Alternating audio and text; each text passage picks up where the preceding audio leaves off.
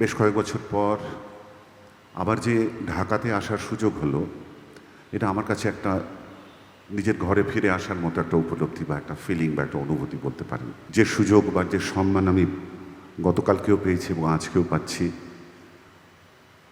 এই দেশের, এই উপমহাদেশের অন্যতম সেরা রবীন্দ্রসঙ্গীত শিল্পী, শুধু রবীন্দ্রসঙ্গীত কেন আমি বলবো, রবীন্দ্রসঙ্গীত অতুল প্রসাদ এবং রজনীকান্তের গান যার কণ্ঠে মূর্ত হয়, সেই অদিতি মহসিন, তার সঙ্গে মঞ্চ ভাগাভাগি করে নেওয়ার সুযোগ, এটা আমার কাছেও একটা বিরাট সম্মানের ব্যাপার। সুযোগ করে দেওয়ার জন্য আমি ভারতীয় হাইকমিশন এবং HSBC বাংলাদেশকে আমার আন্তরিক ধন্যবাদ জানাচ্ছি, এবং আপনাদেরকেও যারা আজকে এখানে বিশিষ্ট অতিথি হয়ে উপস্থিত আছেন। অনেক ব্যস্ততার মধ্যে আজকে আপনারা এখানে আমাদের গান শোনার জন্য এসেছেন। গতকালও আমাদের বন্ধুরা ছিলেন। এইরকম একটি উপলক্ষে আসতে পেরে শুধু এটুকু বলবো পরের গানে যাওয়ার আগে, যে বেশ কয়েক বছর পর আবার যে ঢাকাতে আসার সুযোগ হলো, এটা আমার কাছে একটা নিজের ঘরে ফিরে আসার মতো একটা উপলব্ধি বা একটা ফিলিং বা একটা অনুভূতি বলতে পারেন।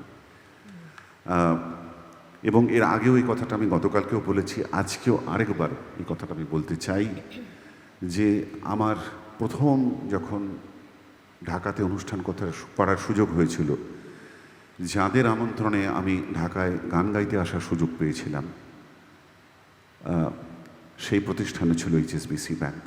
এবং আমি প্রতিষ্ঠানের কথা যেমন বলছি, বিশেষভাবে সে মানুষটির কথাও আমি বলবো, জানি ও বেশি বললেও একটু এম্বারেসড হবে, কিন্তু এটুকু বলতেই হবে আমাকে। আমাদের সকলের প্রিয় মাহবুব, যে যার মাথায় অনেক রকমের ভাবনা খেলে বেড়ায়, এবং সেই সমস্ত ভাবনায় সামিল হবার সুযোগ পেয়ে আমরাও যার পর্যায়ে আনন্দিত হই। এবং আমি বিগত আজ প্রায় 30 বছর হলো পৃথিবীর বিভিন্ন দেশে কত দেশে অনুষ্ঠান করতে গেছি, কিন্তু ঠিক মাহবুবের মতো এতখানি সংস্কৃতি প্রেমী মানুষ আমি খুব বেশি দেখিনি কোথাও। এবং ওদের প্রতিষ্ঠানের যে কাজকর্ম, তার তো একটা কাজের একটা স্পেস তো আছেই, কিন্তু সব কিছুর ভেতরে ওরা সংস্কৃতিকে যেভাবে জড়িয়ে রাখে, সেটা একটা অনন্য সাধারণ ব্যাপার বলে আমার মনে হয়।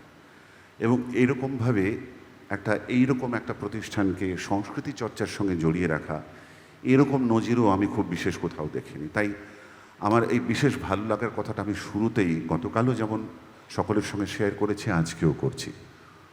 এবং অদিতির কথা আমি কি বলবো, এর আগেও আমরা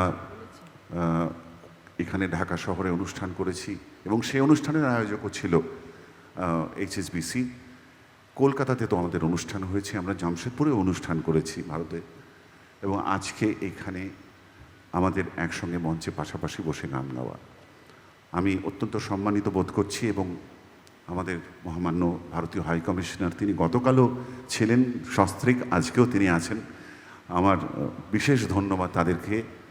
এবং আমি জানি, খবর পেয়েছি যে তারা সঙ্গীতপ্রিয় মানুষ, এবং উনি নিজেও খুব ভালো গান বাজনা করেন, সেটাও খবরও আমরা পেয়েছি।